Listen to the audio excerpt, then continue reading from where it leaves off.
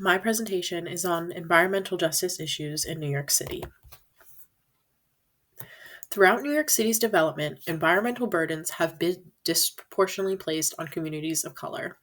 Industrial zones, waste transfer stations, and power plants have been overwhelmingly placed in neighborhoods with a large population of people of color, creating pollution hotspots. This is intensified by the lack of tree cover and green space placed in these areas, being prioritized in white neighborhoods. Decades of redlining, discriminatory zoning, and infrastructure decisions have concentrated environmental hazards in specific communities. Rikers Island is a perfect illustration of this issue, built on a former landfill and disproportionately incarcerating Black and Brown people who are forced to face toxic conditions that have lifelong effects. Urban planning decisions in New York City have created environmental justice issues that disproportionately affect people of color through zoning policies that concentrate environmental hazards, reflecting how racial discrimination is embedded in the city's physical landscape. Thankfully, grassroots organizing has led to the environmental justice movement, which challenges these inequalities and brings these historically silenced issues into the public view. These issues began in the 17th century when the Dutch arrived and forcibly established exclusive possession of the land, which was home to the Lenape people. In addition to the diseases they brought, they decimated forests, filled in marshes and streams, overhunted animals and fish, and overgrazed grasslands. They used African slave labor to build their colony's infrastructure, which would later be controlled by the British. New York would become the capital of slavery in the North, with 42% of white households owning enslaved people. A prime example of the racialized urban planning that shaped the city is the destruction of Seneca Village in the 19th century. Seneca Village was a successful and predominantly Black community where residents were working class landowners. In order to make space for Central Park, Seneca Village was acquired through eminent domain, and all the homes, churches, schools, and businesses housed there were destroyed. While a green space was created, it was at the expense of a predominantly Black community that would not be the primary beneficiary of the space. Redlining restricted the financial resources in certain neighborhoods, preventing residents from purchasing homes, investing in properties, and starting businesses. This map shows the homeowners' loan corporation's residential security map, which they used to determine if people were eligible for mortgages.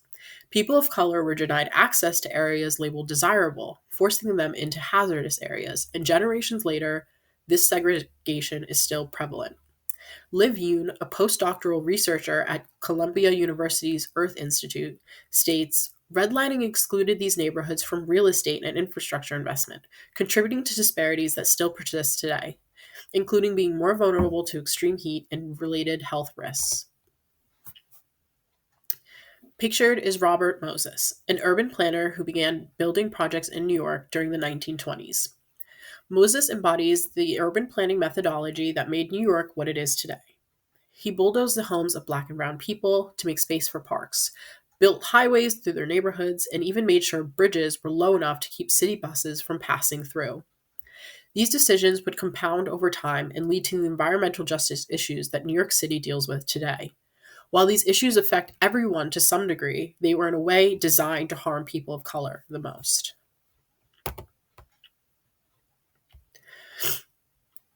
Trudeau's concept of historical silencing can be applied to New York City and explain how environmental injustices persist to this day. His 4 moments of silencing are evident in New York's environmental history. At the source, marginalized communities were excluded from planning decisions and not given platforms to record these injustices. In the archives, inadequate documentation of environmental health impacts and environmental issues makes it difficult to research these problems. In the historical narrative, urban planning decisions are framed as necessary rather than optional, like portraying Rikers as indispensable for its security instead of addressing its toxic environmental conditions. And in retrospective significance, these decisions are seen as inevitable consequences of urbanization rather than deliberate policy choices. According to NYCEJ, in the middle of the 20th century, New York had the most populated air of any big city in the United States. Numerous environmental justice activists have worked to improve New York City's air quality. From their efforts, in 1994, all municipal waste incinerators in the city were closed. In 2024, legislation was passed to phase out fossil fuels from new construction, and there are plans to replace peaker power plants with renewable energy solutions. However, there's still more work to be done, and air pollution is only one of New York City's issues. Another major issue is with toxic and hazardous materials. In New York City and across the country, potentially contaminated sites are not kept in a catalog. Investigations happen piecemeal, site by site, rather than, rather than through systematic citywide assessments. This approach leaves contaminated areas unidentified and communities uninformed about possible health risks in their neighborhoods. Pictured is the community based organization El Puente, which has been protesting against Radiac, a chemical waste facility in the low income Hispanic and Jewish neighborhood, since the 1980s. Built in 1969, the Radiac facility has been a storage and transfer facility for chemical and low level radioactive waste. After years of protesting to get Radiac shut down and almost getting a bill passed that would force them to close in 2010, El Puente is continuing to fight for the closure of the facility. The urban heat island effect refers to a phenomenon that can lead cities to be up to 22 degrees hotter than rural and suburban areas. This is due to the amount of dark surfaces, limited green zones, and dense human activity. According to NYC, Black New Yorkers are 2 times more likely to die from heat stress than white New Yorkers. This issue will only continue to get worse as time goes on. As reported by the New York City Panel on Climate Change, the annual number of days over 90 degrees Fahrenheit could more than triple in the city by the 2050s. The NIHHIS and CAPA Urban Heat Island Mapping Campaign aims to provide insights into the urban heat island effect by heat mapping parts of the city. They will also create graphs of social inequities, such as race, income level, historical development patterns, and existing health disparities, in order to show the risk factors and consequences of the urban heat island effect on marginalized communities. They partnered with a local group, South Bronx Unite, to help recruit citizen scientists and design routes, and in the future, communicate the science to the community and make actionable change. Shown is a quote from Christian Bronion. We're proud that we reached out to community-based organizations to partner with us in the early stages of formulating the study, and we're fortunate that South Bronx Unite accepted our invitation.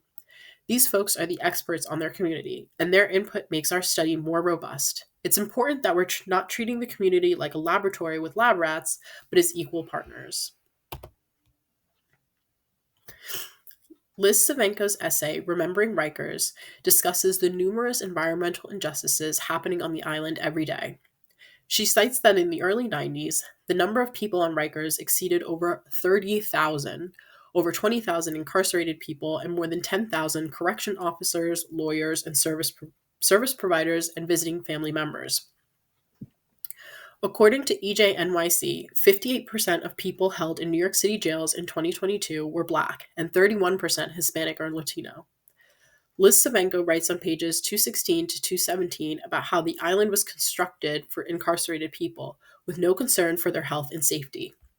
Quote, "The island is constructed of garbage, landfill from the waste of the rest of the city's growth and progress, including soil excavated for the construction of the subway system.